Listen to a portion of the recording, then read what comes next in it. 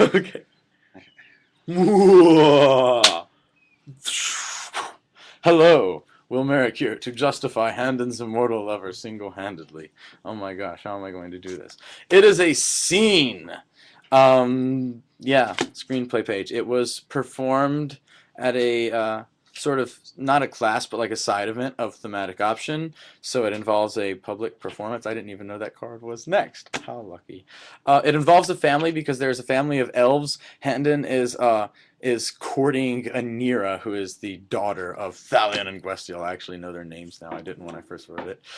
Featuring the sage. You could argue who in particular is the sage because theoretically and classically it would be Thalion because he's this elvish, immortal, like supposedly wise guy who's been around like forever. But then it's actually the dwarf Billig, who you don't expect, who actually comes in and uh, is the wisest of them all. Potentially. None of them are that wise. Regarding history, this one's a bit of a fudge, but not really, because it's Tolkien's history of Middle-earth, which after all is so developed that it's like more real than real life. Regarding pride, because it revolves around this pride of Thalion, the elvish father, because he's immortal and he can't have his daughter off with this mortal who doesn't know how to love, involving a reversal because you don't expect Beleg to come up and the dwarf to come up and suddenly be like ridiculously ridiculously clever, and that's just doesn't usually go with the image of the dwarf. Um, Involving an interview because Thalion is interviewing, trying to get Nira's father's blessing on their marriage.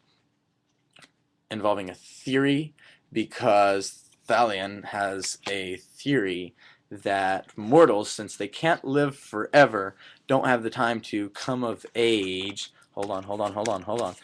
Since they can't live forever, don't have the time to... Ah! Wait, I could have sworn I had coming of age in here.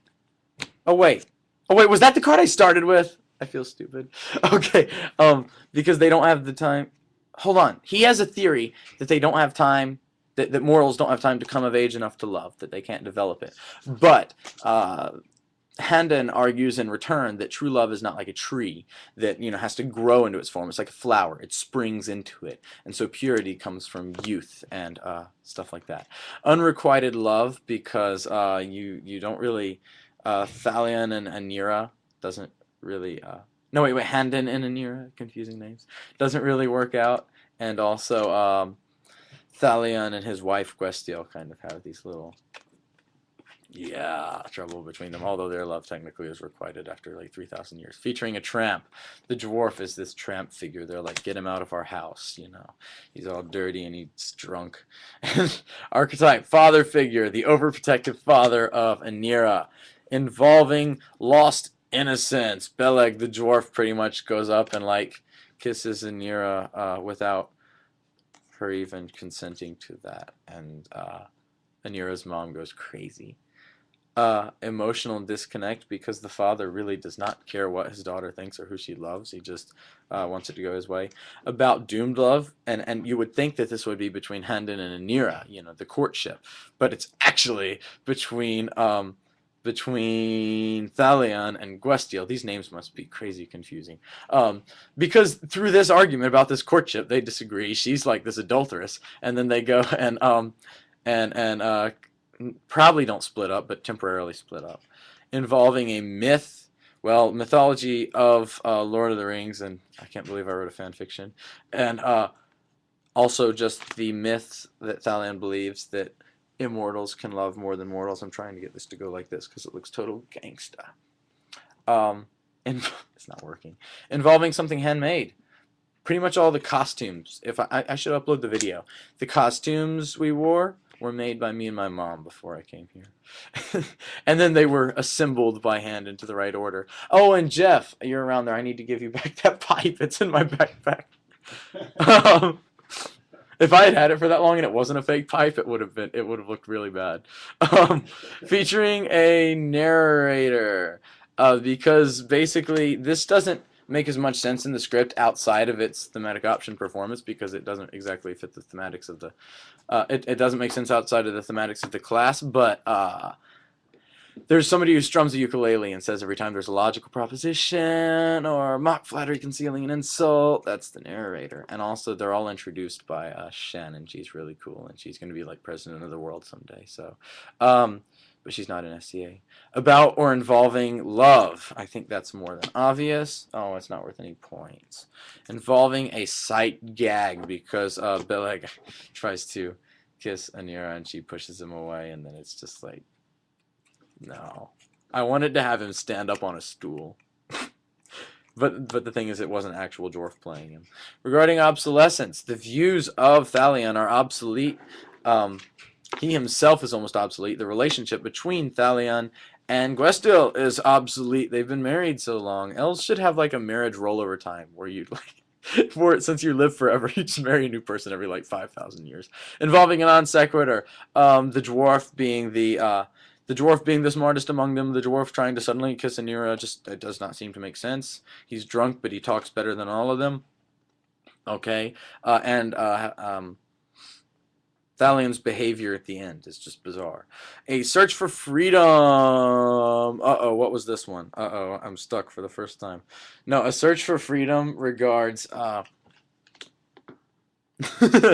search for freedom regards and Handon and Anira, the courtship. They're trying to get away from these biased views.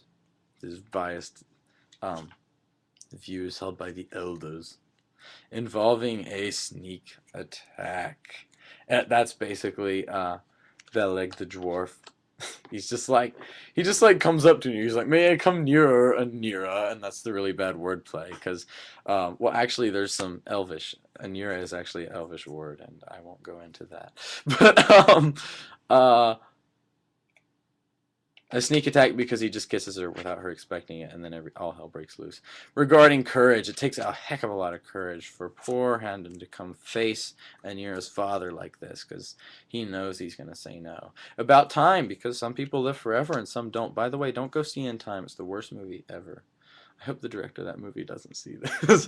Involving diligence, because it's just like after all this crazy conversation and all hell's broken loose, it's like Handon still goes, this doesn't match your argument for everlasting love. Can I have your daughter then? Because you obviously love your wife less than I love your daughter. He's still persistent after all of this. That's pretty diligent.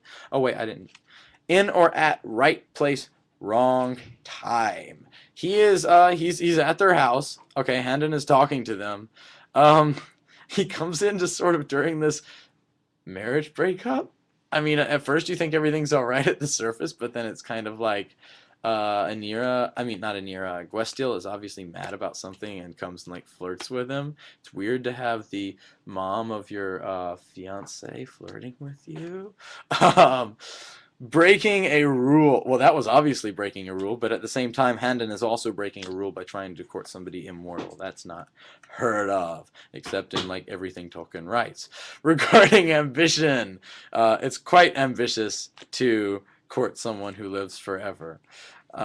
Involving a clever quip. Like I said, Anira means much desired. In the original script, I cut it short for the actors. It was like, may I come nearer, much desired, Anira. And so it was like, may I come nearer, Anira, almost, basically. And that's a wordplay. And then there's just other little clever quips, which I cannot remember at this moment. A messy tangle. This justification is a messy tangle. No, basically, this relationship drama. It's kind of like what was the movie that came out recently? Crazy Stupid Love with elves. It's kind of like that, involving a scam because Veleg can be a complete scam, and you don't expect it. But Thalion is also. He puts on this whole air of I'm this intellectual, amazing elvish person, and then he's just like he doesn't even care about his wife. So. Also involving me, because I wrote it. And yeah, and Jeff and I just agreed we should start, or basically Jeff, I don't know, justifying these orange cards now. So that's why the whole tribe isn't in here.